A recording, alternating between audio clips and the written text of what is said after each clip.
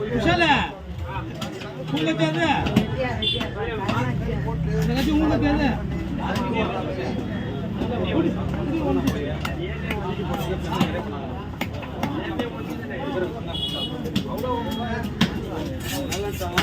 அண்ணா அந்த மீன் 1200 வாங்கினா வாங்கலாமா? 1200 மீன் நல்லா இருக்கும்ல? 4